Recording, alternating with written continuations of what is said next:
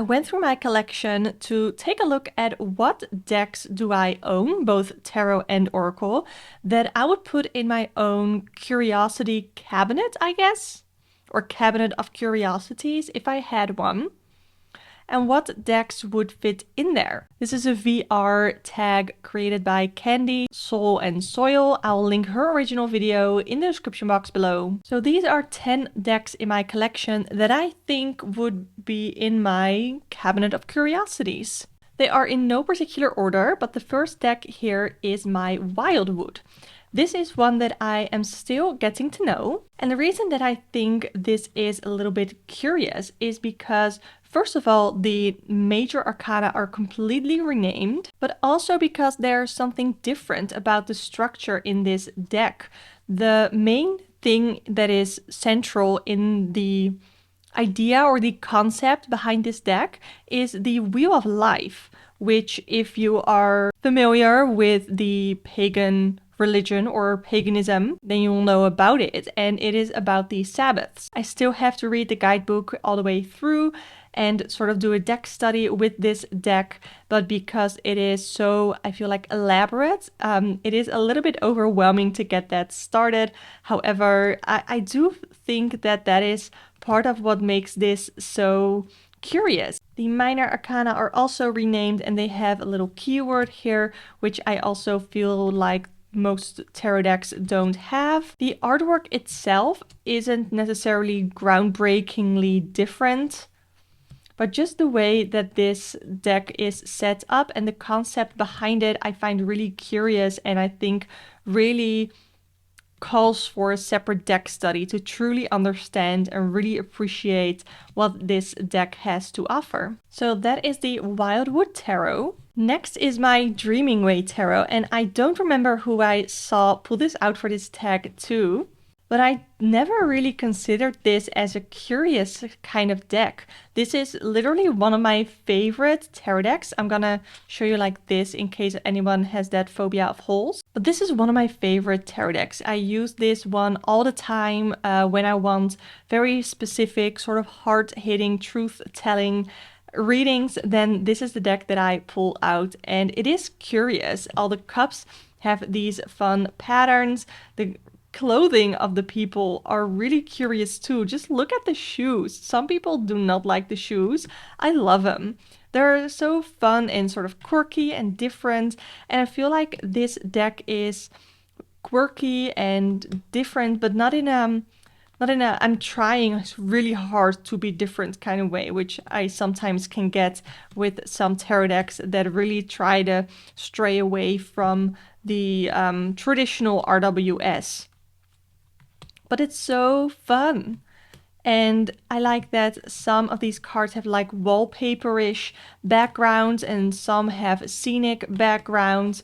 Yeah, I know that those are some of like the criticisms that this deck gets, but I absolutely love it. I don't know why there are a couple of reversals in here. I thought I gotten them all out. Anyway, there's just something amazing about this deck, and I do feel like people talk about this deck, but I don't know if it is truly appreciated for how amazing it is. Like, I talk about this deck all the time because it is one of my favorites. And yes, the backs of this deck are horrible, but it's the fronts, the art of the cards that I actually read with, so it is quite okay with me. But the whimsicalness of the Dreaming Way Tarot is definitely what makes it curious for me. I haven't talked much about the Tarot de Lou on this channel. I've done a flip through of it and I've mentioned my plans with this deck in my deck declutter.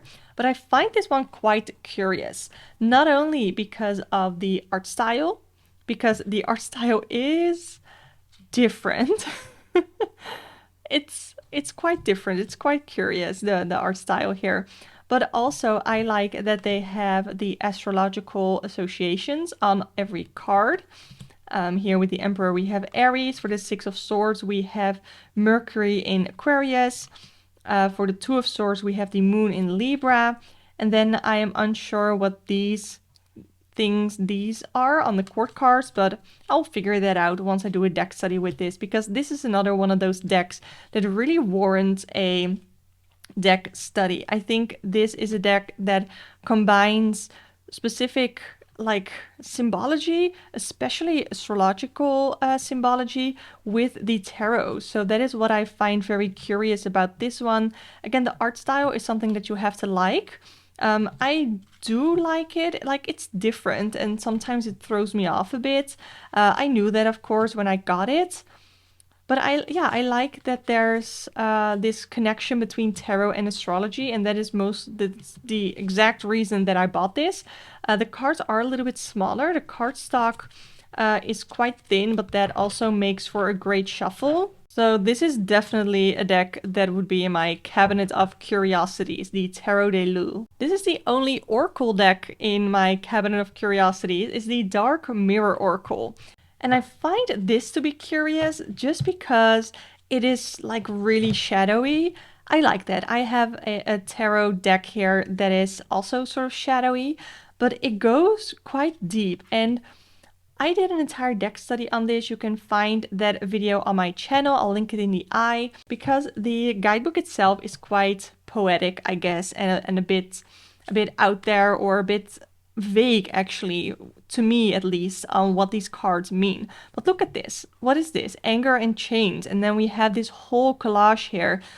And then also we have I Won't Cry For You, and we see someone literally crying blood.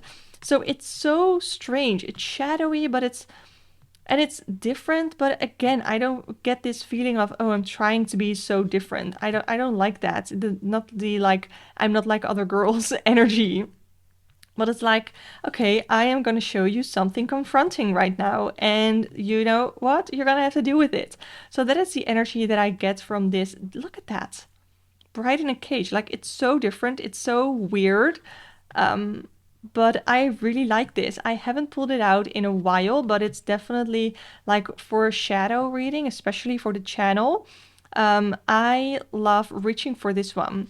And I have reached for it on the channel a couple of times before, but I definitely have to reach for it more. But yeah, this is definitely one that would be in my cabinet of curiosities, the Dark Mirror Oracle. Next is a deck that I forgot to pull out for my declutter, because honestly, I forgot that I owned it. But when I was thinking of curious decks, this is the Housewives Tarot. And I don't think it gets more curious than this. Look at that. The Housewives Tarot is like very vintage feeling. Like, look at the back of the cards, and we have the secret syrup. We have these housewives being very dramatic here.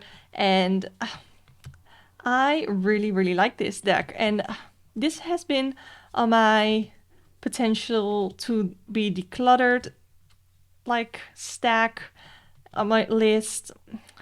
I don't know.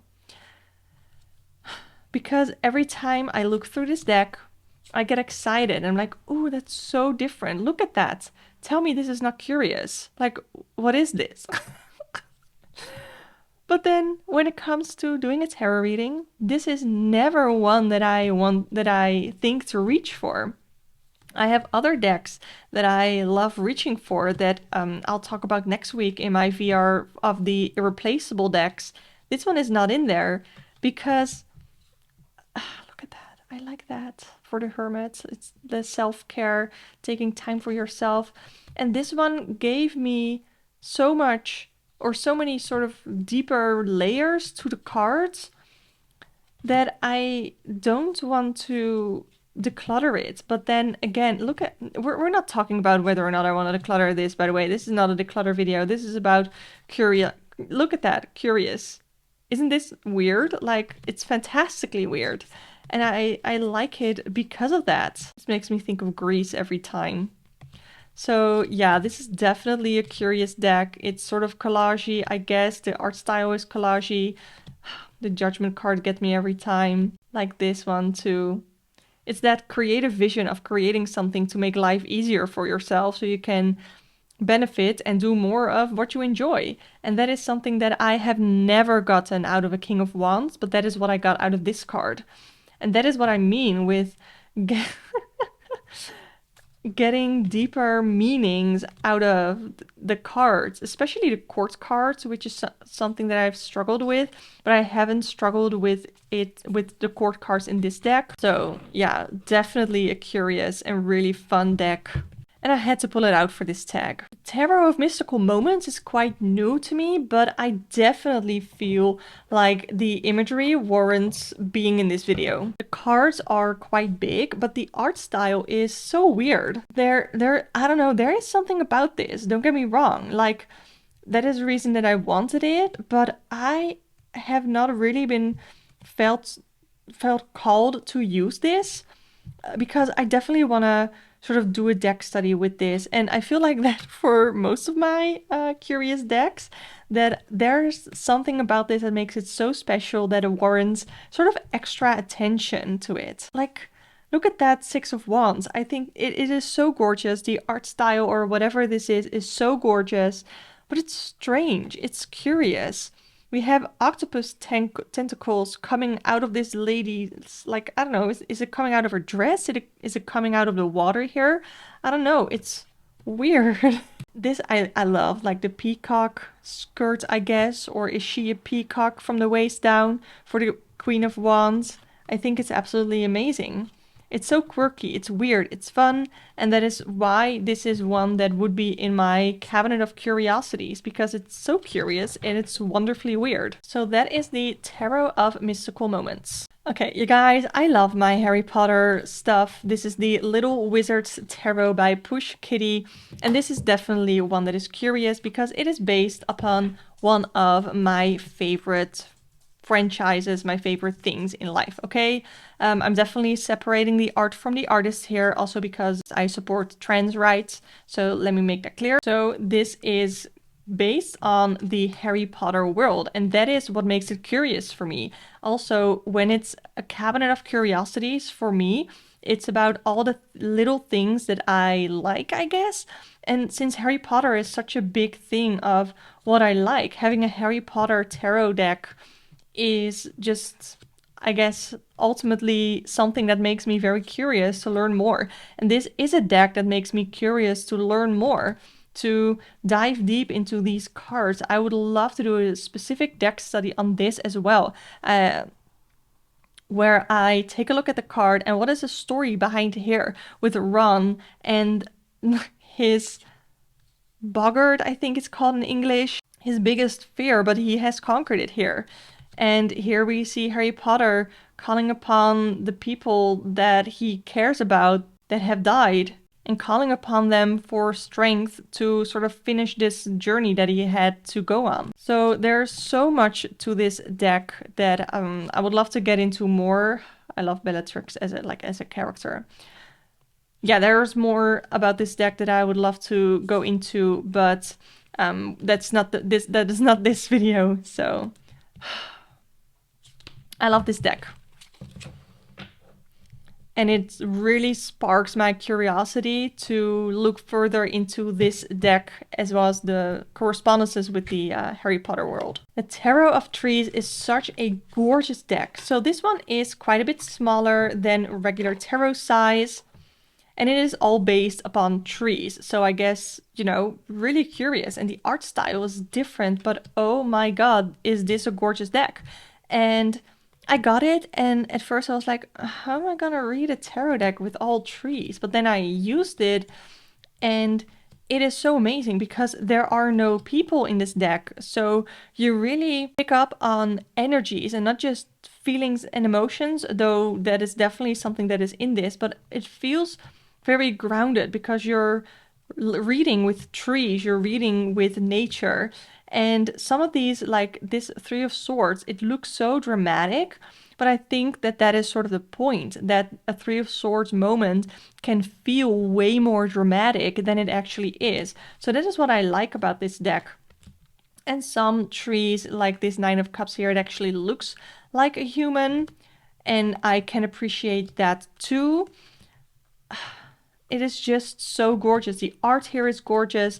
I love it. The size I like, but it's so curious. Like it's a it is a tarot deck full of trees, and even though trees should be like stable and steady and still, there are still cards that feel like they have movement in them.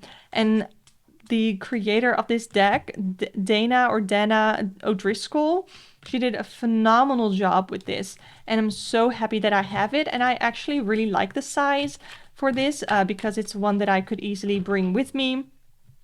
And when I don't have a lot of space, for example, when I do my podcast, when I record my podcast, I have used this for the readings in there too, because it's just so easy and quick to read with. And it means that I don't need to have a lot of space. So it's very curious and practical. Another small deck that I have is the TaRat.